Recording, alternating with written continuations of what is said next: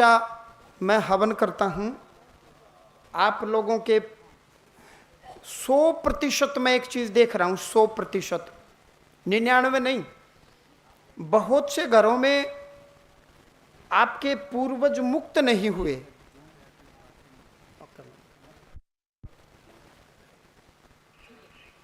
आपके पूर्वज मुक्त नहीं हुए। आपके पूर्वज मुक्त क्यों नहीं हुए, विधाता जाने। उन्होंने मुक्ति मांगी नहीं होगी, मुक्ति का यत्न नहीं किया होगा, या आपके खेत खलियान आपके प्रति उनकी आसक्ति रही होगी, मोह रहा होगा, मोह तोड़ा नहीं। अब वो यही लाइफ फोर्स एनर्जी, जीने के लिए जरूरी ऊर्जा वो आपसे खींचने लगे। जैसे ही आपके शरीर से खींचेंगे तो आपके शरीर में रोग लगना चालू हो जाएगा, आपका शरीर कमजोर पड़ेगा, घर में झगड़े शुरू हो जाएंगे। तो पितर और पूर्वजों की गति मुक्ति के लिए यहाँ धाम में अमावस्या को भोग थाली निकलवाते हैं। आप अमावस्या निकालो, 100 रुपये में कुछ नहीं होता। एक आम जन 2 दिन में 100 रुपये की बीड़ी पी जाता है। अपने पितरों की गति मुक्ति के लिए उनको शक्ति मिले, ताकत मिले, बल मिले, वो परमात्मा के स्वरूप हो जाएं। अमावस्या भोग थाली हर महीने आपको निकलवानी चाहिए। मैं स्वयं अमावस्या को रहता हूँ। तंत्र को तंत्र काटता है। कैसे तंत्र काटता है?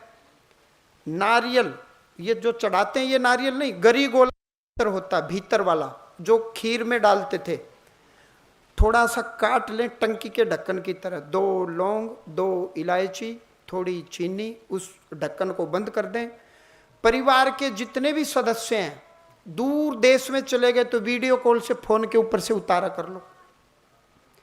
अंत में अपने ऊपर से उतारा करके धागा लें, कच्चा धागा, मोली जो हाथ में बांधते हैं, कच्चा मोली नहीं, कच्चा लाल रंग का धागा लें, या सफेद ले सकते हैं, कच्चा सूत, अपने शरीर के बराबर।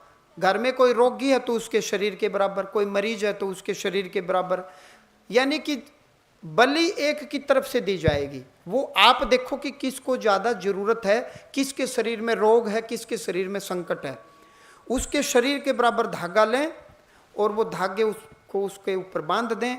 वही नारियल की बलि अमावस्या को हवन में हम देते हैं। क्या बोलना है? हनुमान जी महाराज, मेरे घर में, मेरे परिवार में, मेरे वंश में, मेरे पिता के ऊपर, मेरे ऊपर, मेरे परिवारजनों के ऊपर कोई प्रेत हो बाहरी, कोई संकट हो बाहरी, कोई तंत्र हो बाहरी, उसको हवन में फूंक दो। मेरे पितरों को शरण में लेकर के शक्ति दो, आशीर्वाद दो, और मेरे पितर मुझ पर सदैव खुश रहें, प्रसन्न रहें।